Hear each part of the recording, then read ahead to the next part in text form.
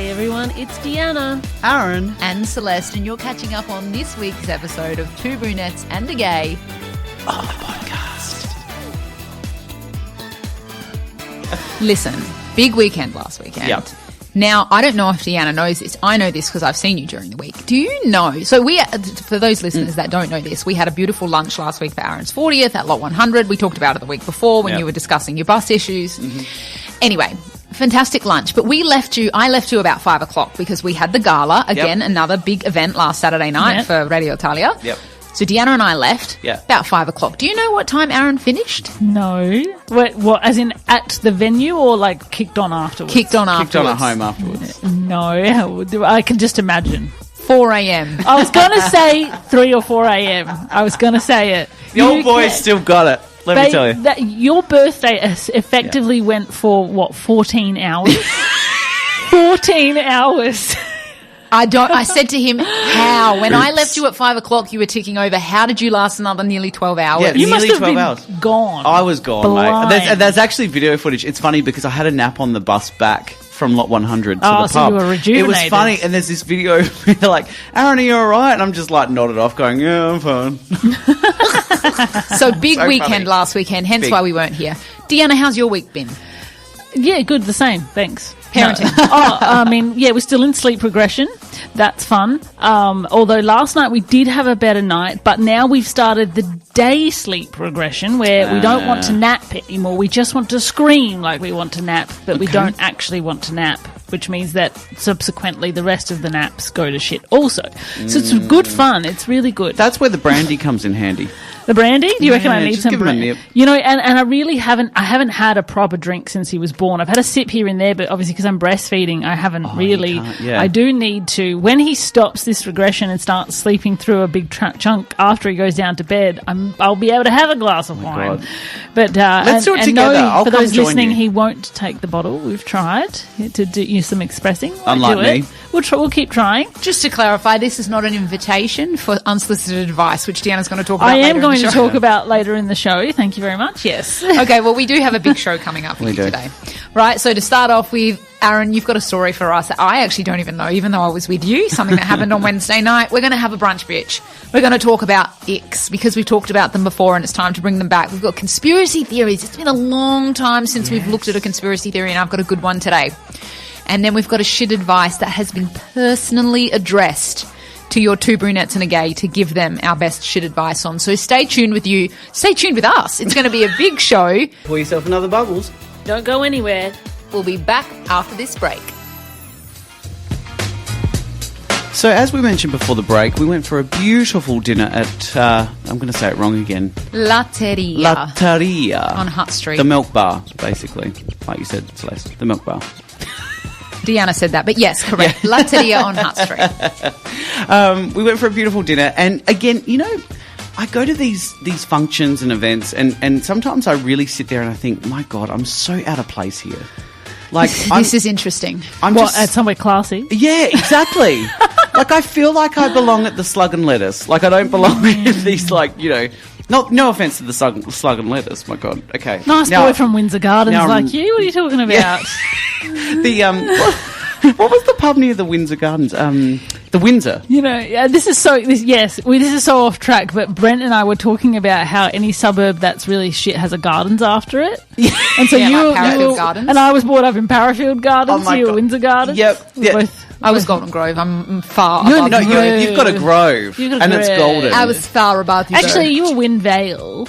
Stop it. Do you know, I remember when Golden Grove was like... World's Best Address? Well, I remember when it first got... It won World's Best Address and it used to have signs up everywhere. Yes, and I remember when it was first announced that Golden Grove was going to be Golden Grove. Do you? Yeah, I was a kid. I went to an open day. Like there was... Anyway, we're going well off track here. Latteria. My God, Latteria. So I'm sitting there at this beautiful dinner, surrounded by beautiful people, and again, I'm kind of, you know, trying to fit into the crowd and trying to be, you know, classy. And so, you know, one of the courses, like at the beginning, there was beautiful bread and olives. Mm-hmm. So I had a couple of the olives, had some bread. And then, you know how, like, they don't change the plates straight away? So, like, they bring out certain courses to begin with. Yes, it's family style. You share. Yeah, you keep the same plate, basically, for the first several courses. Mm-hmm. And so... so then it got to I think it was the risotto. Yes. And saffron risotto. Saffron risotto, that Aaron and I had at plant-based. It was brilliant. That sounds amazing. And what was that noise? I just made... That was you eating. I'm just like salivating over the risotto. And so I basically poured the risotto onto the plate. Poured it? Well... Did you pick up the dish and pour it on your plate? I poured it on my plate. I'm mortified already. Continue. So I picked up the dish, poured it on my plate, and then I started to eat, and I'm like, oh my God, I'm choking. What is this? What is this in my throat? I was eating the pip of the olive. The worst that you left on your plate. The worst part of it was I'm like, I've got to like spit this out in front of everyone. Elegantly. And I'm like, and I didn't even, in retrospect, I should have got I was going to say serviette, but my napkin. Should have got my napkin and done it, classy. Yeah. I didn't. I was like... You just flicked it. And just chucked it back on my plate. Oh, nice. Hold on, though. You had a linen napkin. Why would you spit your pip in a linen napkin? That's gross. And then put it back on your lap. Where else am I supposed to spit it? Just excuse yourself to the bathroom. And stop myself choking. Excuse me for a minute. I'm just going to spit up a pip. I disagree. In the bathroom. You got yourself into that situation. You should have just swallowed it. You have practice.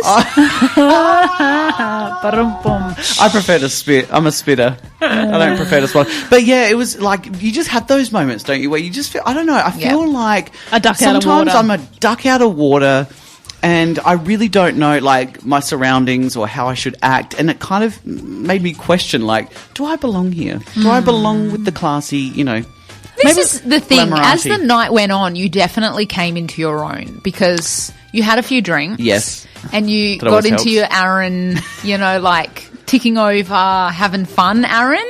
And then you were fine. But I think it's before you're a bit like self-conscious. Yeah, because no one knows this really apart from you guys. I'm an introvert. Yeah. I actually don't.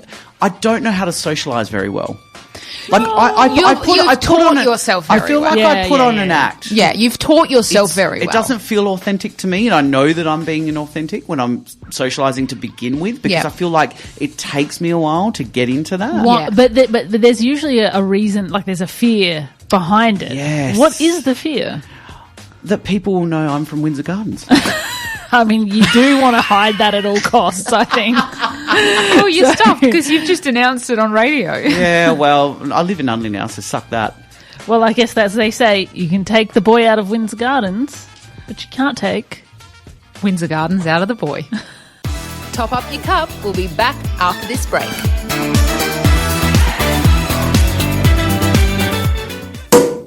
Who do you brunch with? Your besties. And what do you do with your besties? Bitch. It's time for the brunch bitch. So having a child, or a baby, whatever you want to call them, brings around some very interesting unsolicited advice. Yeah. Right? And there's beautiful things. Lots of people, you get a lot of attention, or the baby gets a lot of attention, which is wonderful and not wonderful at the same time, because if they're having a bit of a cranky moment or a cranky day, the attention's not so great, right? And then they get all like, beside themselves. But it comes with the territory, and people are super lovely to acknowledge that you have it, and they're very lovely for asking you how you are going. And we had a lot of events last week, as we mentioned, and so I had a lot of people come up to me to say, how are you going as a new mum? Geordie will be 4 months next week. Wow. I know. 4 months. 4 months old next week. So time has flown. And people say, how are you going?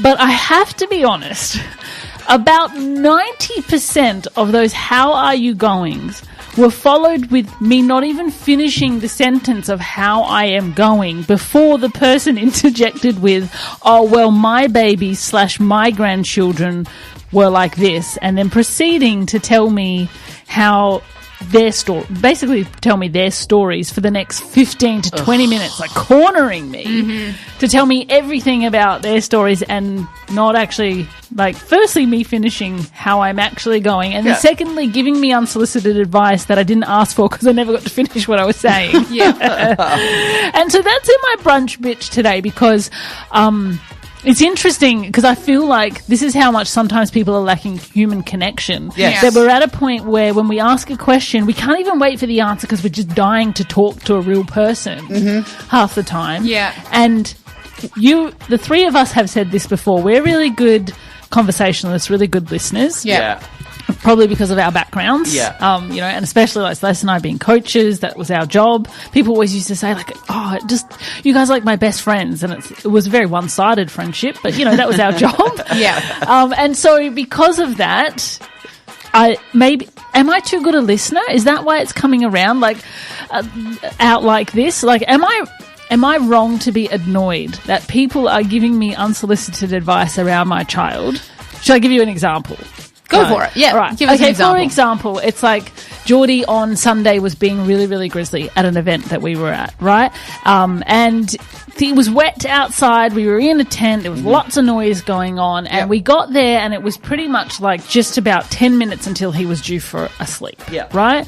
And so as soon as I got in the door, somebody was like to me, "Can I hold him?" And I was like, "Can I just give me a moment to settle him in and, like take him around to introduce him to everybody, easy. Yeah. And then, of course, yes, you can have a cuddle. So that finished and I was like, yeah, you can have a cuddle. You can have a quick cuddle. He's got to go down for a sleep. Yeah. Don't think the person was listening to what I said. And so then within 2 minutes, he started like losing it. And my son goes from 0 to 100. Some babies, they don't. They give you warning signs. Mine doesn't really. He is a Carbone. He is.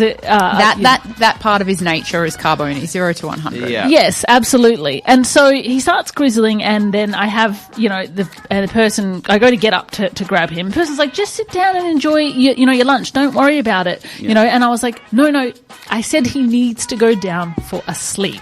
Yeah. So it's things like that where it just grinds my gears. Am I wrong to be annoyed with things like this? No. So this is like a 3-pronged brunch bitch. It's a multi-bitch. Just to clarify, it's a pronged bitch. It's a prong. What'd you call me? So the first prong is people that ask you how you're going as a mum and then proceed to overtake the conversation with their own stories. Yes. And then the second prong is then give you unsolicited advice that you haven't asked for. Yes. And then the third prong is and then proceed to tell you they know what's best for your child or what you should be doing when you're like, no, but this is how I do things. Yes. And so can I just please have my baby back? Yes. Baby back. Right. So I want my baby back, baby back. It's a lot. And I wonder if other mums have, I'm assuming other mums have experienced this too, where you're like, it's overwhelming. Aaron, have you experienced it as a mum? Look, it's all prong to me. I have to say, you know what, Deanna? People are assholes. Honestly. Like, good on you for actually even going to these events with a 4-month-old. Yeah. Like, Thank you, that's Aaron. pretty huge. Like, I back in the day, appreciate like, that. my mum never used to go anywhere. That was like because of you, though. Well, yeah, because I wouldn't go anywhere. But, you were too busy I in the feel like closet. Jordy and I are very similar. But ultimately, you're doing the best you can. People need to settle the hell down. Yeah. Like, and also not give you any advice. I don't like this whole, you're a mum, I'm a mum, I have to give you my 2 cents and you're going to listen to it. No. And I know some of it is well-meaning, but also in the moment when I'm like, I know what's next. Like, I know what he needs next. You know what I mean? But by 4 months, we've kind of developed our routine. It's intuitive as a mother, Yeah. I'm Yes. sure. What I will say, though, is I think this just comes down to one simple thing that I think the three of us have become much better at mastering. Maybe it's because of what we do, but let this be a GSA. Self-awareness, people. Self-awareness. Some people have no self-awareness of the fact that they enter a conversation and then take it over. They do things in a conversation that haven't been asked for nor invited, and they are completely unaware of the environment. It's like I could read on Deanna, and maybe it's because she's my sister, but I feel like I'm just good at this in general. Yep. Right? When I'm like, I think this person wants to leave, or I think this mum wants her baby back, or I think, why don't you just go, like, we'll go in a different room, you put him to sleep. Like, I can sense that on people. self-awareness just to kind of know what's going on around you. It's not that hard. Social cues. Right? No one has social cues anymore. So all the mums out there, see, if you have experienced this, you are not alone because it happens to all of us. Yeah. Where well, it's I'm not a mum, but yeah. Yes, it is. It's full on. And I think, like, if you've had a child and, you know, you are offering help to someone, that's really sweet of you. But just remember that mum is probably like, I got this, just give me a moment to breathe and I know what I got to do for my child next. Pour yourself another bubbles. Don't go anywhere. We'll be back after this break.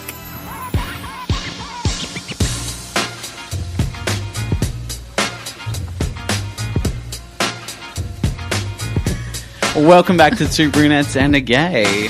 You know, this is the best part, is when you're like deeply enthralled in a conversation that you have complete like lack of awareness of the fact that it's time to go back on air. Yeah. Yeah. Happens. What we're actually really here to do. Anyway. Yeah. Okay.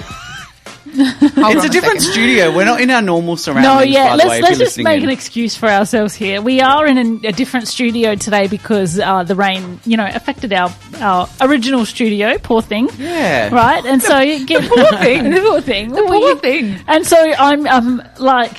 Everything's in a slightly... You know what the main thing about this desk is that's different to the last one? Is that the on-air button and the off-air buttons are switched around. So I keep pressing off instead of on. Ah. Thank you for that explanation. Yeah. There you go. So it's legitimate explanation. That was unsolicited advice. That was unsolicited advice. Anyway, okay, so what I want to talk about, we've done this before, ick lists, right? Yeah. We've talked about ick lists before. We've specifically talked about our own. Right? Well, the things that we find to be an ick. Yeah. I happened to see this post on Instagram, and it was someone asking for ick inspiration. Like, Expiration. Expiration. Basically, they said, tell me something that gave you the ick about something that someone that you were dating. I need inspo. And people proceeded to flood the comments with things that gave them the ick. And I thought, this is fantastic because I want to bring this to air and see if these things give us the ick. Give us the ick. Okay. Because a lot of them are like crazy, unhinged, kind of like why? Like, I don't know. Anyway. Okay. So I'm going to give you a number of icks, and I want you to say like ick or nah, totally fine. Okay. Ick or nick. Right. First one. His toenails rip my sheets. Oh, ick. Oh. Cut the damn toenails. I found that out Can't the afford other a pair day of when my clippers? toenails were cutting the sheets. I'm like, it's time to cut the toenails. Yeah, I'm my own ick, so yes, ick. Okay. Gross. Hey. Had himself as his lock screen. What the? Really? That is so narcissistic. That's an ick. Yeah. Have you ever had yourself as your lock screen? No. That's not just an ick, that's a dick. Right? Yeah. Right? Have you ever had yourself as a lock screen? No. Well, if I'm with like my partner, Yeah. you know, but Yeah. not just on my own. Yeah. If I don't have a partner, I put my dog on there. But now I have Jordan, so Oh, so the dog's been demoted. you know, the dog's been demoted to the wallpaper. Okay, he sits like a mermaid on the couch. What's wrong with that? Oh, you mean the slice lies down like that? I assume it must be like legs to the side. Oh, No, that's fine. that's not an ick, because Yeah. that's what Mark does. Oh! My husband's a mermaid. Mark the mermaid. Maybe He's a it's- Mark maid. Maybe it's just a cue that he's gay. Well, we all know Could that. be. Yeah. But no, what I'm saying is the guy that this person was dating. Oh, maybe, yes. Maybe it's like, maybe he's gay. Here's I don't know. Here's an aerial. Yep. Okay. Okay. Orders milk at a restaurant. Yeah. Order what? I don't know if it's an ick, but I do find it strange. Like, I don't know if it's enough to be like, nah, there's the door. I think if someone were to order like pasta and a glass of milk, I'd be like, get away from But me. isn't it an American thing, though? It is an American Yeah, it's thing. a but very that's American weird. thing to have a glass of milk. Gross. He probably doesn't drink either, which is an ick for me, so no. Okay. Out you get. He clapped when his hot chocolate arrived. Oh, there it is. There's the But clap.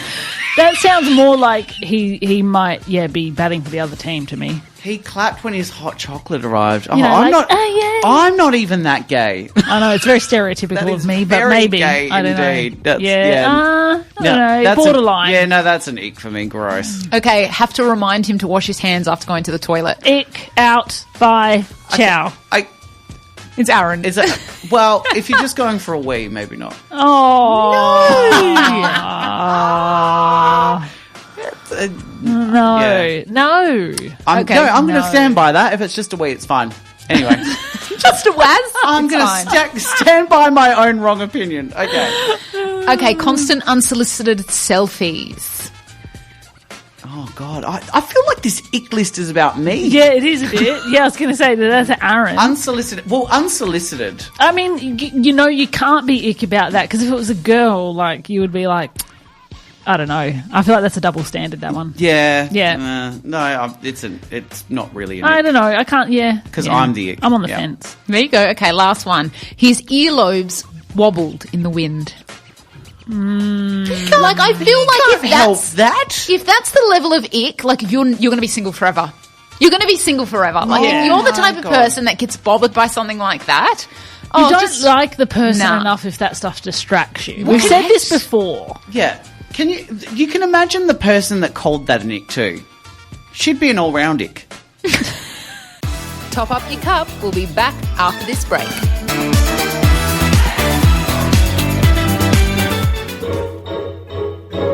This music is absolutely perfect. It's not giving conspiracy theory. Okay, all right. It's not the one I wanted to press. We're in the wrong studio, if you didn't know. So we're just trying to find our feet. Look, everything's in the wrong. Hold on. What about? While we sort this out, Celeste, Celeste, how you doing? There we go. Is that better, Celeste? That's It just sets the tone. The tone. I see dead people. Settle down. Well, actually, speaking of dead people, that's what our conspiracy theory is all about. Speaking of dead people, let's talk about Princess Diana. Okay. That name, it's just really unfortunate, isn't it? Why? Because Di is in her name. No, I think you're the only one that's thought of that. Di. Okay.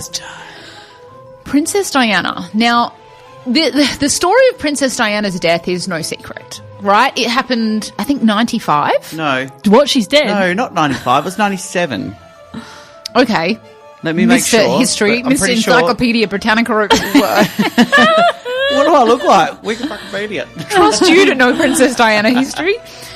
Your queen? Anyway. Speaking of royalty. Speaking of queens.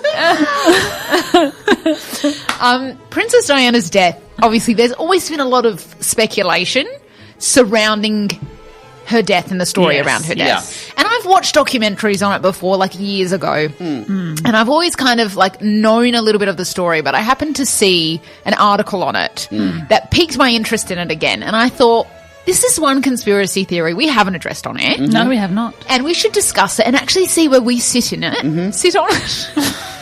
Oh, poor Diana. Not in the car. In the back seat or the front? Where would we have been safest? It's a limo. I guess we could have sat anywhere. Did they wear their seatbelts? Well, okay, so question. for those of you that don't know, I'm going to give you a little bit of a roundup of the Princess Diana death, okay?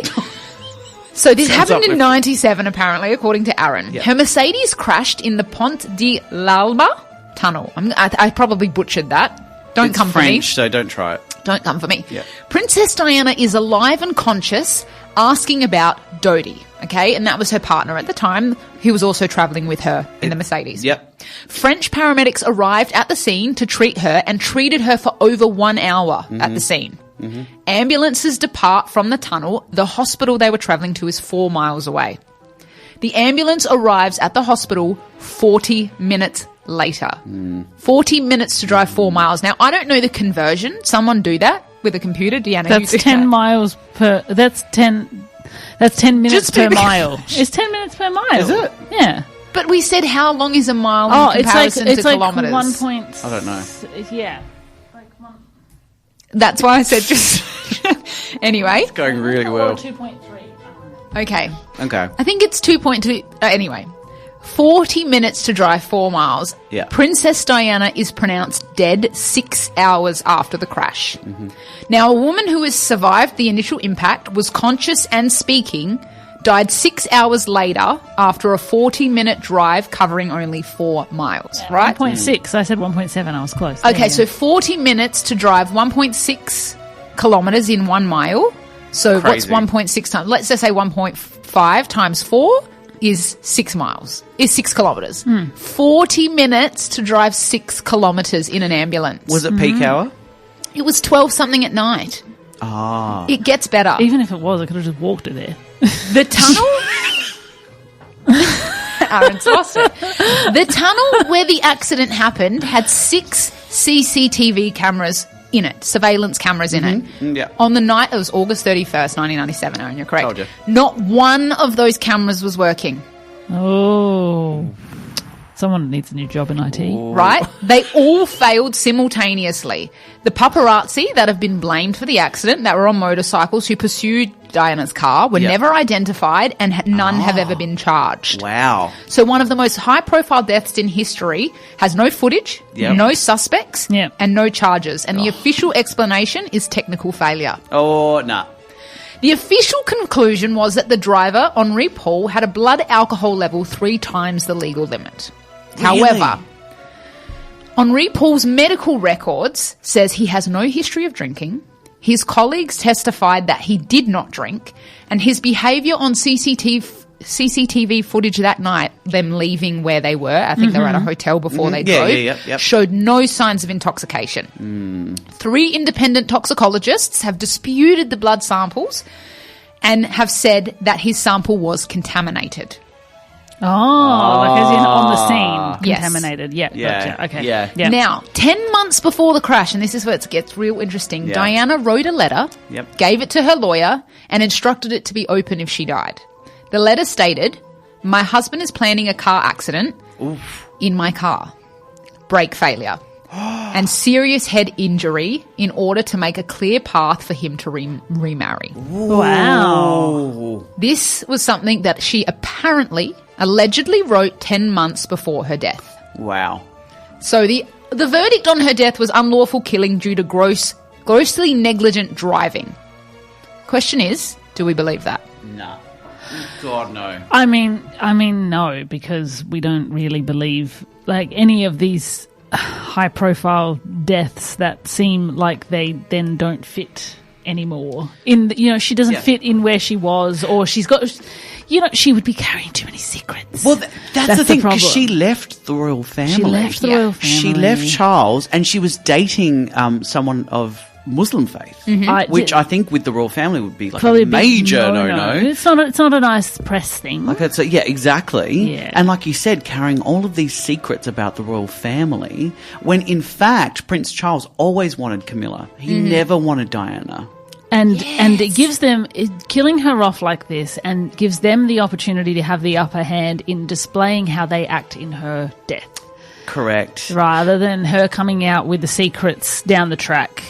Who knows when she would have. But yeah. And also, it sounds to me like she was meant to die on impact and she didn't. And then at the scene, that's when they had finished the job. Yeah. That's really dark, isn't it? It is dark. It just amazes you, though, that these things, like how many people have to be involved in order for something like this to line up? In order for it to go through so many facets of, like tests and, cameras and police and ambulance and hospital. There has to be so many, and that's where people go, oh, no, it can't be true because there's no way. Because it is a lot. Like a lot of people have to keep their mouths shut. Well, because just to trigger my memory, so he was in the Dodi Al-Fayed was in the car too, wasn't he? I believe so. Yes, and he died as well. Yes. I believe so. Yes. So that's 2 birds, 1 stone. So if his family were upset about him dating Diana, and the royal family were upset about Diana dating him, they probably both conspired together. To be honest with you, it's just I don't know. It's just too convenient. Oh, they died in a car crash. It's just, I don't know. It's they could have created something a bit more interesting. Yeah. A bit more unique.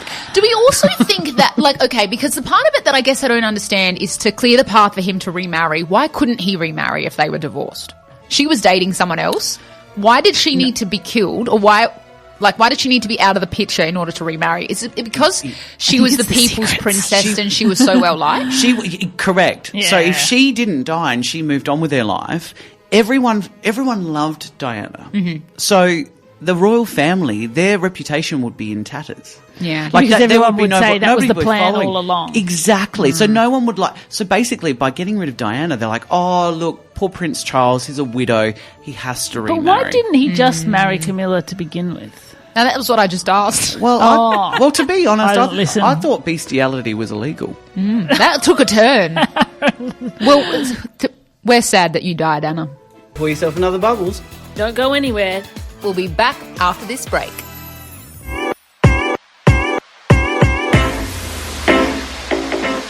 We're talking relationship deal breakers. You. We love a good relationship deal breaker. I feel like we didn't give her after her announcement, we didn't give her the fanfare she was looking for. And that was the deal breaker for our relationship. Yeah. So, bye, guys. That's why our show's ending. I love that you said we love a relationship deal breaker. We love a relationship We deal love breaker. when relationships end. We love to see you fail. We love to break the deal. Well, you know, I don't know where I was going with that. Anyway, relationship deal breakers. I have a good one. So on the weekend, again, at one of the many events we had on, at one of the birthdays that we had on over the weekend. Yep. Right. So it had to be Aaron's or a 60th. We're narrowing down. I'm going to keep it, you know, because to protect this person's identity. Okay. Privacy. I was having a conversation with somebody about... Well, they were opening up to me about their relationship, right? Which I, you know, very much respect. So that's why I'm sharing it on air. Yeah. That's why you're keeping their identity a secret. Yeah. And they mentioned something to me that really, really struck a nerve. Purely because I feel like for me, I mean, it's no secret that I've been divorced, and this was a big part of the reason. Like, there's many reasons, but this was a big part of it because there's just some things that are a deal breaker that if you're not on the same page about in your relationship, I don't think you can go anywhere and ever be happy in that relationship. Yep. And I think that the two of you will agree with me on that. Okay. Right? So if one of us doesn't, what happens? It's a deal breaker. Okay. Show's over. That's it. That's it. Agreeing with everything I say, deal breaker number one. Okay. No. Yeah. So, very simple. This person was talking about how they were out at the birthday and their partner was not there because he does not like to go to these events, prefers to stay home, is a bit of a homebody, whereas she loves to go out and about. And the same applies for travel, hence why she never goes anywhere because he does not like to travel. Right. And I thought to myself, if I was with somebody who basically I had to go, well, I was with somebody where I did start to go a lot of places alone towards the end, and we didn't do very much travel because it just wasn't their thing. Nothing wrong with that, but it is a relationship deal breaker to me. And so I was having this conversation with this person, sharing my thoughts, which was, well, I got a divorce, so you know what my thoughts are on that. And I thought to myself, if you are like, everyone has that friend where they're always the person that comes stag wherever they are because their partner always has some rando excuse as to why they can't be there. Yeah. And you just think to yourself, like, that's a deal breaker. Like, this is going nowhere. This is a train wreck. Am I alone on this, or do you guys agree? Well, to be honest, I always go stag because Mark never wants to go anywhere. Oh, it was you I was talking about. No, I'm kidding. Yeah, we were having a deep and meaningful at the Aaron was the person at the birthday. Yeah. But you and Mark do travel a lot together. Oh, we travel a lot together. We do, like, that's what I love. You've got to have that balance of, like, you know, because I do love going places stag as well, and he does as well. Like, I think that's healthy to have you kind of own time. I have no problem doing it. And travel, but travel, like, that is a deal breaker. But the person saying, I wish they would come with me to some things. Yes, like, you guys don't never go together. No. There's a lot of things that you do like to do differently. Like, you don't want to go and watch sports. No, God, no. Exactly. No, exactly. That's fine. Yeah. Because in it does not, gay relationship aside, in any hetero relationship, I don't want to go watch sports either. No. Yeah. No. You know, yeah. Yeah. No, I think it is. If there's not a balance, it's definitely unhealthy, and I definitely don't think you can get past it. Because then what are you going to do? You're just going to stay in for the rest of your life and not do anything because you're with this person that doesn't want to do anything? Like, no.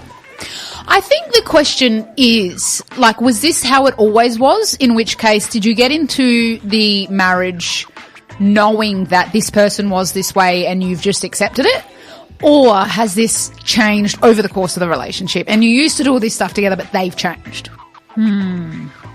I don't know the answer to that. Okay. Well, I think as well, like you go into a relationship sometimes thinking, oh, that is for me.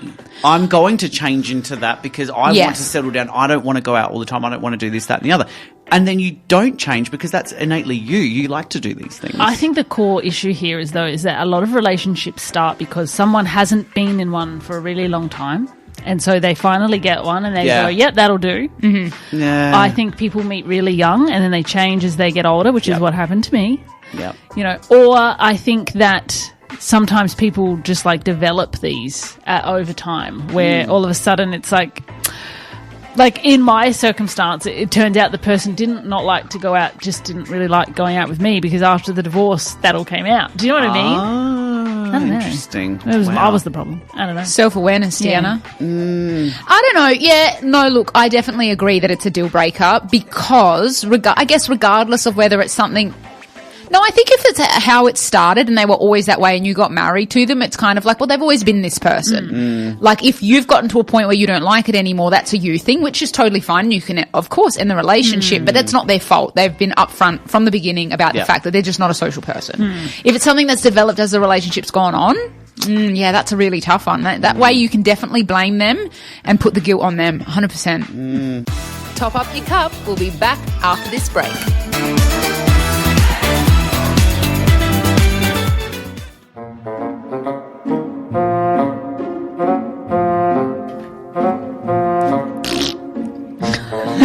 It's time for shit advice. There you go. There it is. We're just waiting for it. There he is. Okay.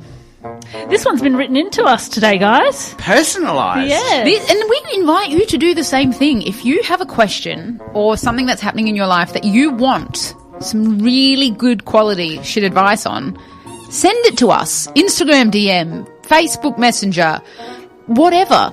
Carrier pigeon. Yeah. Yep. And don't forget that we are shit doctors. We haven't said this for a while. No. Yes. Yeah, because Deanna used to introduce us. Yeah, I did. But no one cared. Since she's had a baby, she's changed. She's changed. No one really cared, so I just stopped. 1 foot out the door. I'm a shit physician. For shit, I was trying to make for it... For shits. Just read the question. Just read the damn question. That was almost as bad as your Diana. For those of you listening, that's what she was going for. Yeah. But anyway. Okay. Dear Prue... Dear Prue. I don't know. Hell, Prue. Hi, Prue. How are you? Hi, Prue. Hi. Scotty Conde Skinny. I don't know who Prue is. Okay. Dear Two Brunettes and A Gay. I'm a manager and have always prided myself on looking after my team. I've built great relationships with staff over the years and have generally been well respected as a leader. Recently, I found out that a former employee who only left a short time ago has been telling people in our industry that I was a terrible boss and that I caused her a lot of stress. The strange part is, none of this was ever raised with me while she worked here. To make things worse and more awkward, she still attends the workplace social events to catch up with her friends and is always perfectly nice to my face. I'm feeling hurt, frustrated, and honestly, a bit betrayed. Do I confront her, ignore it, or stop her from attending work events altogether? Signed, the boss left in the dark. Oh. I love the little bit of mystery. It is, yeah, and the again, boss left in the dark. This is a tailored shit advice for us. Well, this is also a tale as old as time. True as it may seem. Is it? I don't know where to go with that. Celeste, provide your shit advice first. Right, I've got some. Okay, my shit advice, first and foremost, if you are not scared of confrontation, they no longer work for you. Yep. Yeah. So you can address it. Yep. Right? This does not have to go through some HR bullshit situation. Yeah. This all bets can are be, off. Right? All bets are off. Yep. In fact, if you want to call this person a bitch, you can go right ahead. All bets are off, all gloves are off. Right? That's right. However, if I'm being real petty, this is the way that I would handle it, right? Okay. She wants to still attend work functions for a workplace she no longer works at. First thing, no. So, instead of saying anything, take some of that company budget, hire a security guard, right, wherever you go, and have the security guard stand, like, in front of the table. And when she approaches those work drinks, have the security guard be like, I'm sorry, what's your name? And then when she says her name, be like, sorry, you're not on the list. Unfortunately, you can't attend. And embarrass her. Public shame. Public humiliation. Embarrass her in front of everyone. And then she won't show her face again. That's my shit advice. Yeah, I love that. That's really, really good. I put a lot of thought into that, Aaron. I would just get violent. Excellent. I'd just give her a slap. Nice. You know, if like, girl to girl. I'm not saying it as a guy. Yeah, it's good that you corrected that because we would have definitely been destroyed over that one. Complaints and but just get I feel like this whole back and forth is just tiresome, toxic.